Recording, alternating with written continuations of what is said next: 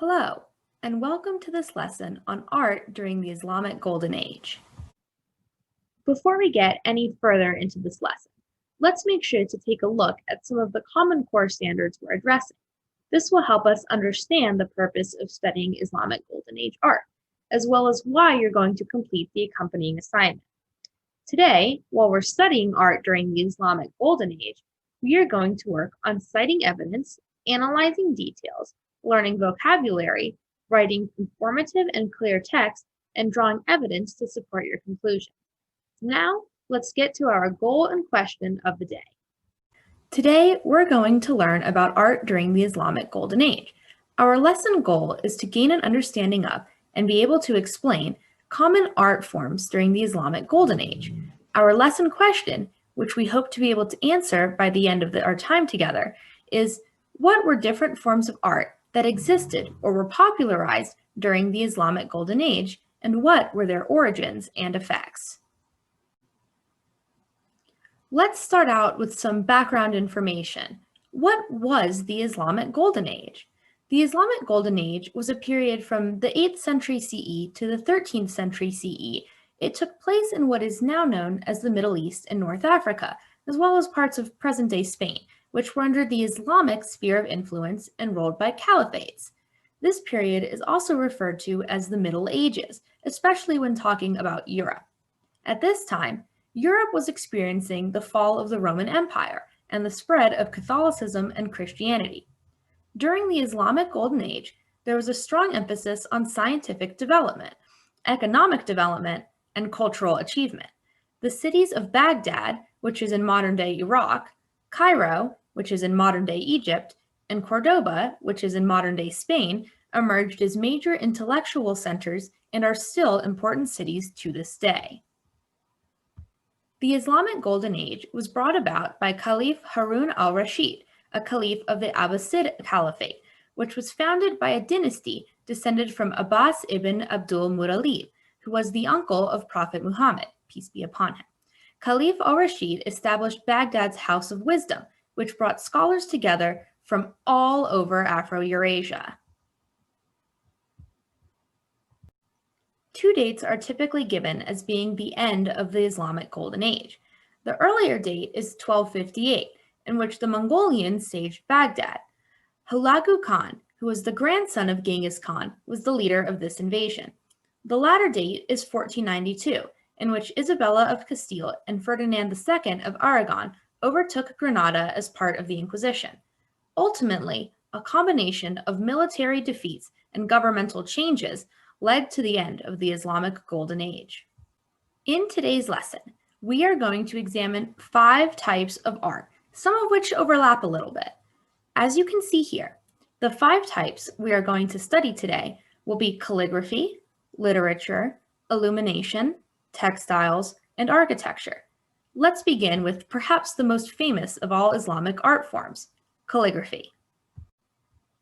The first universal Arabic calligraphy script was called Kufic, after the Iraqi city of Kufa. Kufic was the dominant script from the 7th to 11th centuries, when it was replaced by a script called Naskh. 3 great calligraphers guided Arabic calligraphy during the Islamic Golden Age.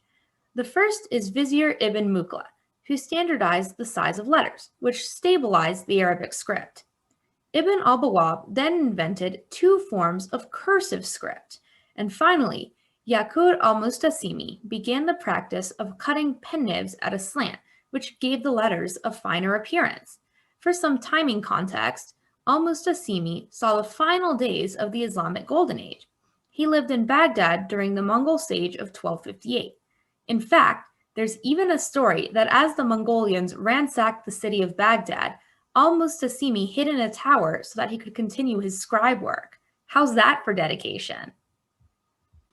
Arabic calligraphy during the Islamic Golden Age was used in 5 main types of text: Quranic quotations and other religious texts, poems, praise for rulers, and aphorisms. The Quran is the holy book of the Islamic religion, and aphorisms are memorable expressions of a general truth or principle, such as, if it ain't broke, don't fix it. It's very important to understand that the Quran played a central role in the standardization of Arabic calligraphy. because it is the holy book of Islam. It was very important that the copies were clear, legible, and accurate. The easiest way to do this was through the standardization of Arabic calligraphy, because so many different dialects and varied alphabets existed prior to this time. As such, it was the desire to spread the word of Islam through the Quran itself that was responsible for the development of Arabic calligraphy. The image that you can see here is of a leaf from the Quran. This example was written between 800 and 900 CE. Note that this script is much simpler than the example we saw on the previous slide. Arabic calligraphy was also used to decorate items such as tiling, carpets, coin, and silk, among others.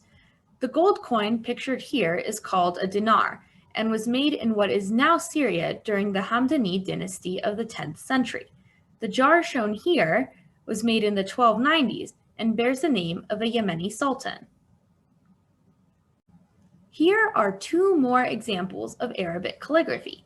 This image on the far left is of an inscribed dish with the form of floriated Kufic script, meaning that the Kufic has decorative flowers.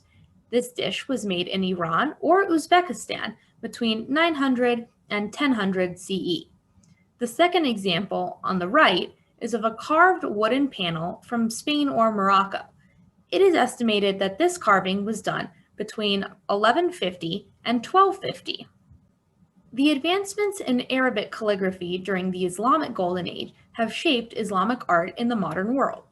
In this painting, Elvira Bojacek of Bosnia illustrates a vivid, modern approach to calligraphy. But calligraphy has also remained popular since the Golden Age as jewelry, as shown here by these bracelets and necklaces.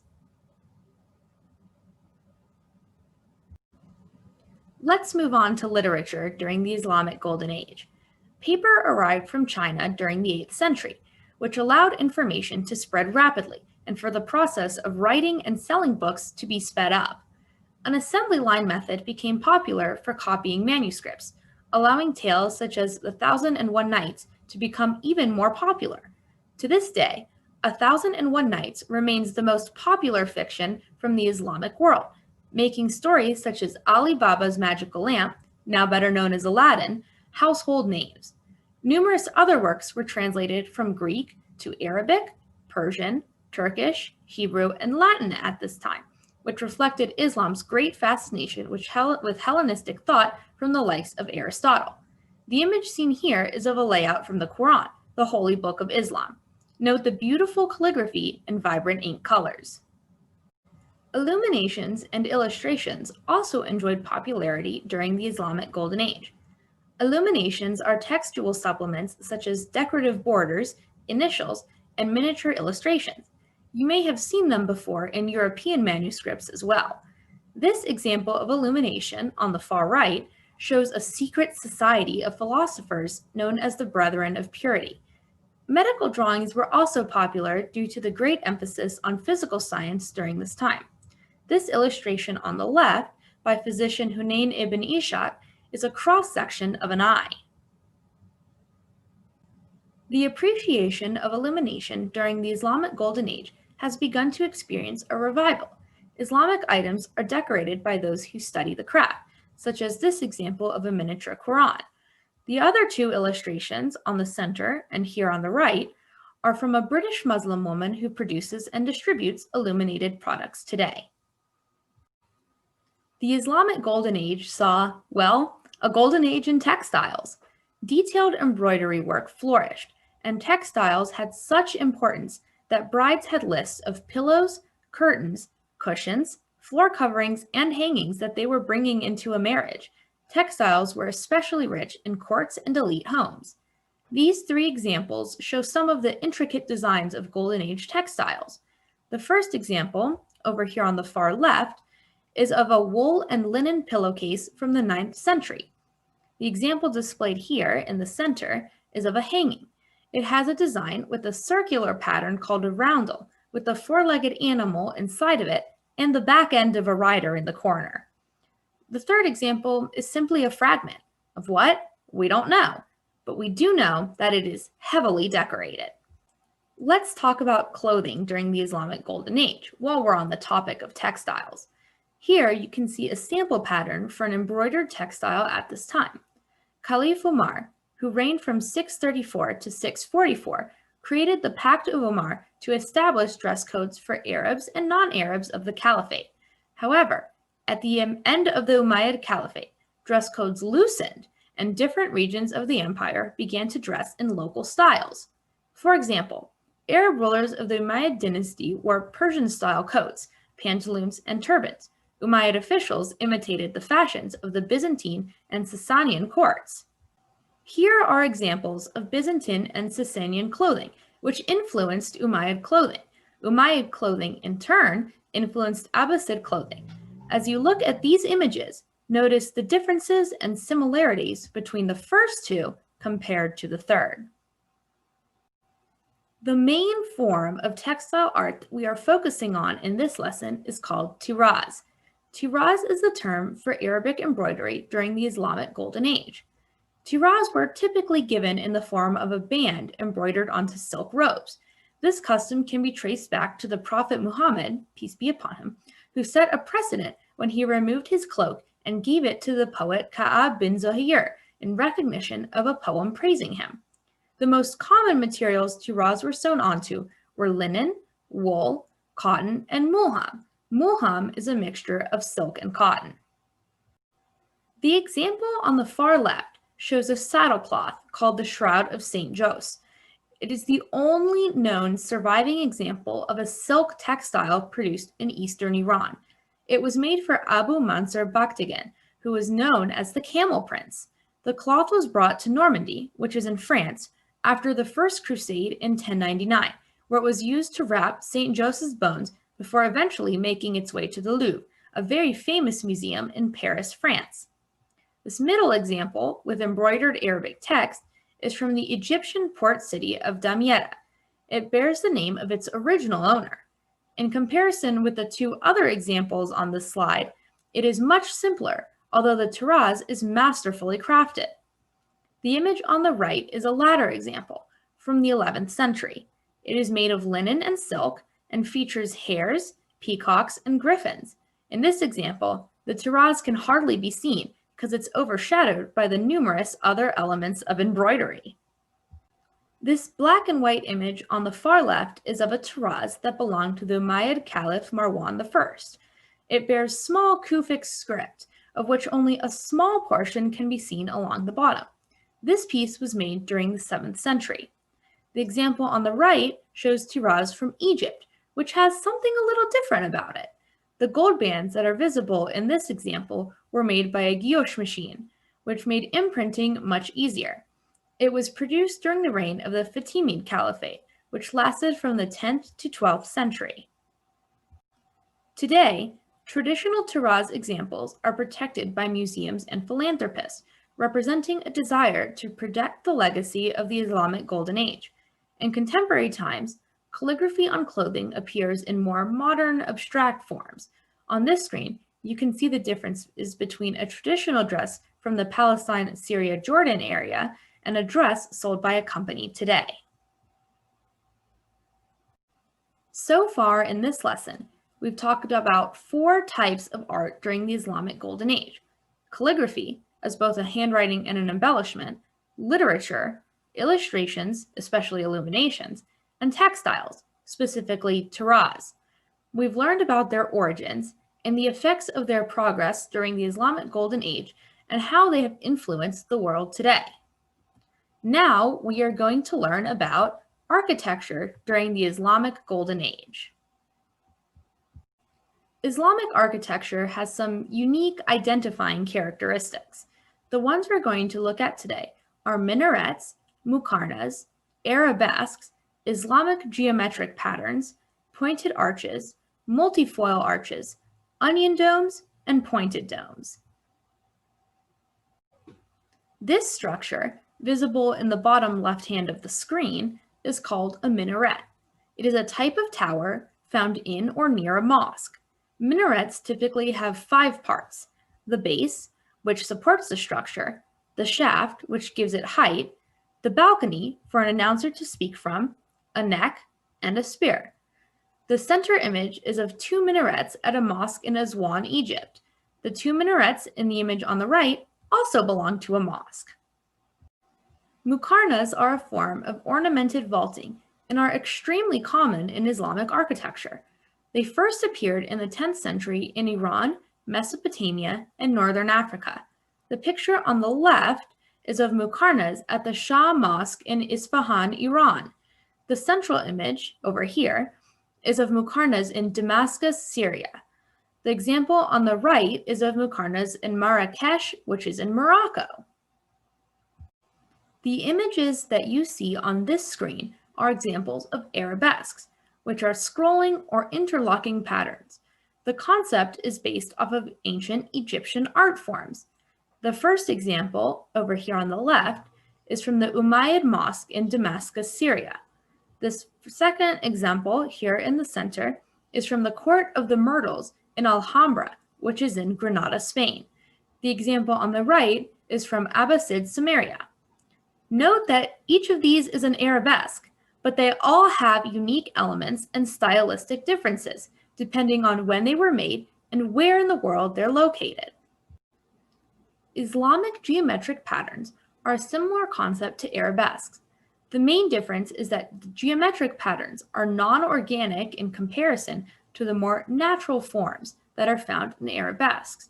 This example on the right is from Samarkand, which is in Uzbekistan. The central example is from the Great Mosque of Kairouan in Tunisia and was most likely made in 836. This third example, over here on the left, is from an archway in the Ottoman Green Mosque of Bursa, Turkey, and was made in 1424. Giri are decorative geometric patterns from Islamic culture that are used in architecture and handicraft objects. They are made up of angled lines that form interlaced patterns. It is believed to have been inspired by Syrian Roman knotwork patterns of the 2nd century. There are three main ways to create a Giri pattern: traditional straight edge and compass construction, polygon grid construction, and by using Giri tiles. Here are two examples of different ways Giri patterns have been constructed.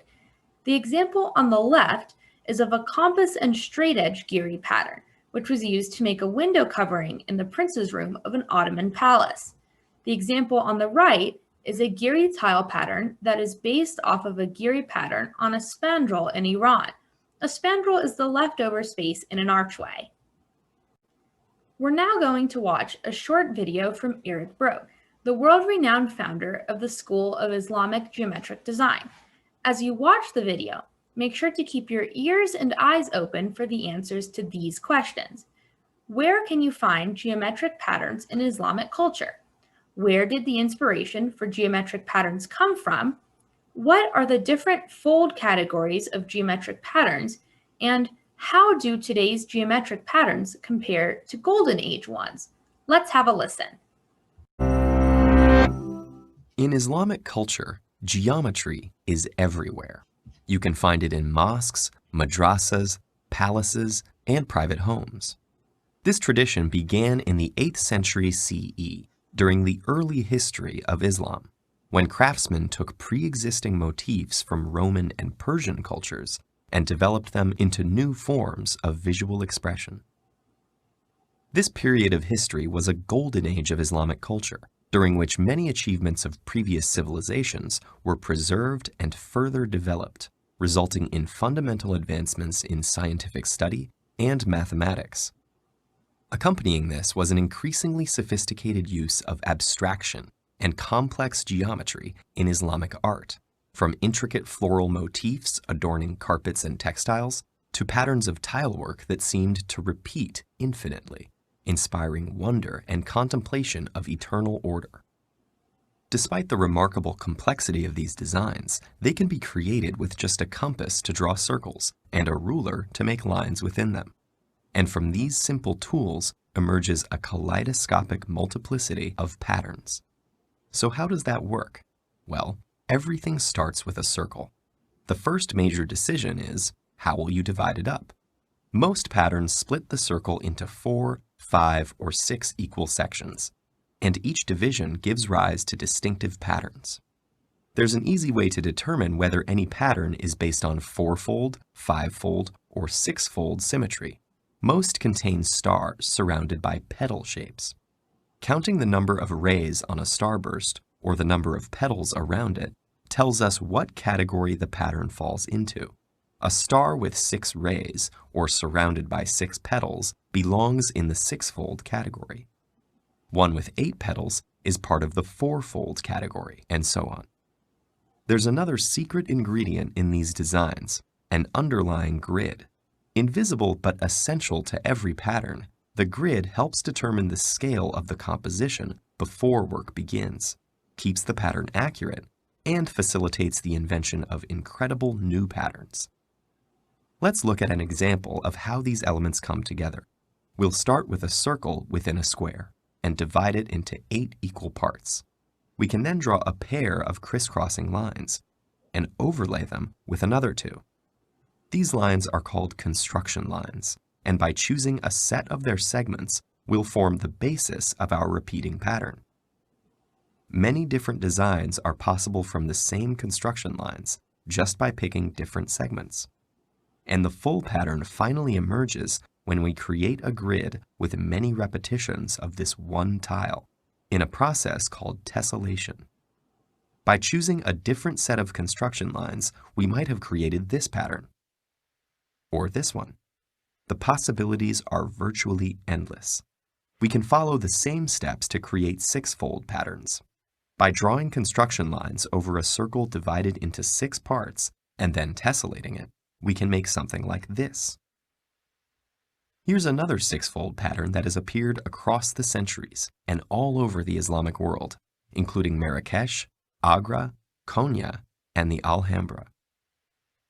Fourfold patterns fit in a square grid, and sixfold patterns in a hexagonal grid. Fivefold patterns, however, are more challenging to tessellate because pentagons don't neatly fill a surface. So instead of just creating a pattern in a pentagon, other shapes have to be added to make something that is repeatable, resulting in patterns that may seem confoundingly complex, but are still relatively simple to create. Also, tessellation is not constrained to simple geometric shapes, as M.C. Escher's work demonstrates. And while the Islamic geometric design tradition doesn't tend to employ elements like fish and faces, it does sometimes make use of multiple shapes to craft complex patterns.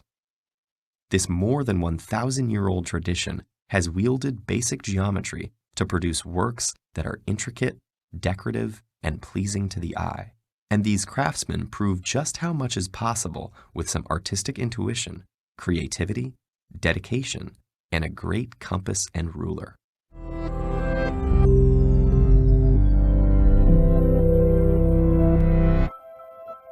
Now that we've really delved into Islamic geometric patterns, let's cover 2 more types of Islamic Golden Age architecture. Pointed archways first appeared during the 8th century in Islamic architecture. They are named for their distinctive pointed tops, which allow for greater building height. In comparison, multifoil arches, which are named for their symmetrical leaf shapes, serve as decorative points and appeared in Fatimid architecture in parts of North Africa that belonged to the Roman Empire, as well as Egypt. Pointed domes originated in what is today the area of Syria-Palestine. After the Muslim conquest of the area in the early 7th century, dome architecture became very popular due to local influences. It is typically associated with the Umayyad dynasty.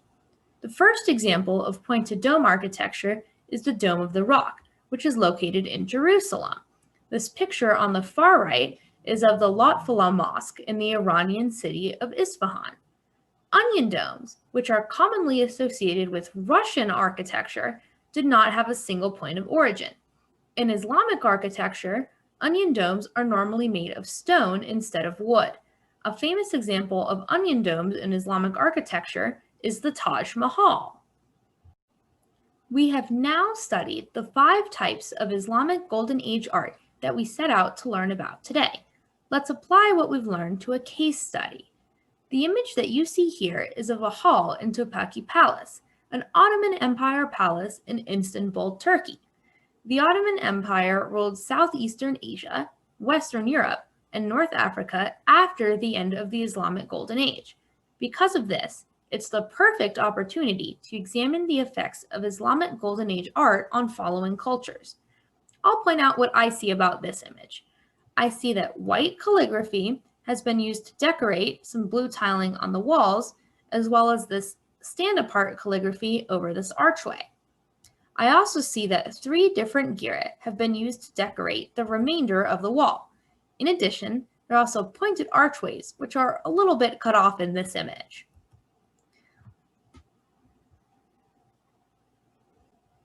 This is a picture of the Sultan's private entertaining room at Topkapi Palace. What artistic, architectural, and textile elements do you see? When you're ready to hear what I notice, unpause the lesson. Go ahead and pause the video to take a look.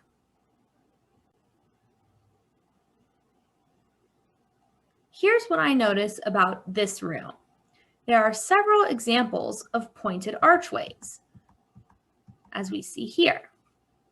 I also notice that there is a large embroidered rug on the floor and that there is a divan, and those are textile elements. There is also a bit of arabesque action going on all over this room. And that made me notice the calligraphy, which is what made me notice the giri. That is a lot of art in this one room. Did you notice anything that I didn't catch? If so, go ahead and drop it in the comments down below. Now that we've done some fun case studies, it's time for you to complete an assignment to show how much you've learned about art during the Islamic Golden Age. You are going to write a 10-sentence summary of the material that we went over today. Make sure to include facts from each of the 5 sections: calligraphy, literature, illustration, textiles, and architecture. Remember, you want to prove your understanding of the origins and impacts of different art forms during the Islamic Golden Age. You could write this by hand or type it up, depending on your preference. Before we end our time together, I'd like to show you this clip from a news segment that aired in 2010. This video discusses the Khalili collection, which is one of the world's most beautiful collections of Islamic art. As we watch this video, think about these 2 questions. What are the effects of Islamic Golden Age art on how the world views Islamic society? And have you learned anything in this lesson that has changed your opinion, perception, or understanding of this time period or religion?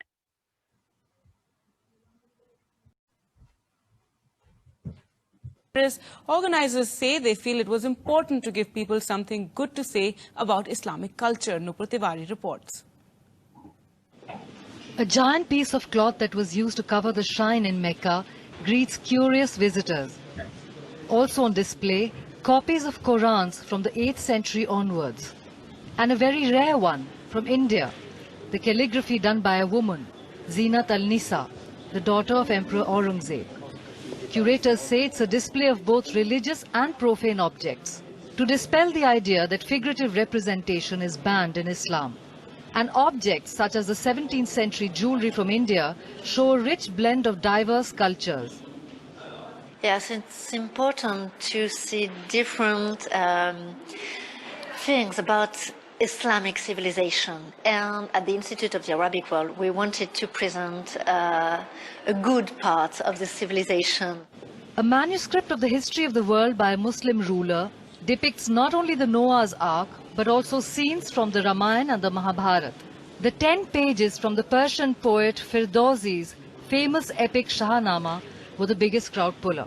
They know exactly what is told from television, and it's mostly things about conflicts, religion, things that are not making people happy. When you come here, you're just happy. You feel you would like to be part of it. It's actually connecting people. I feel I'm connecting to this civilization.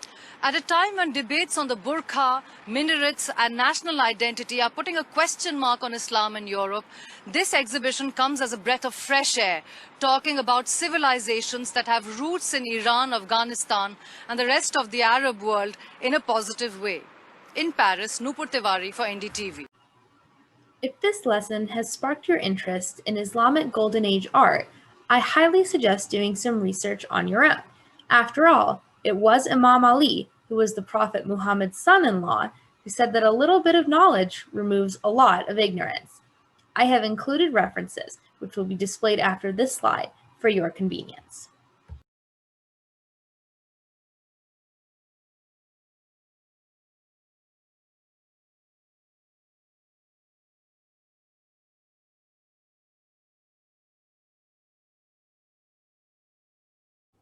I hope that you enjoyed this lesson on art during the Islamic Golden Age.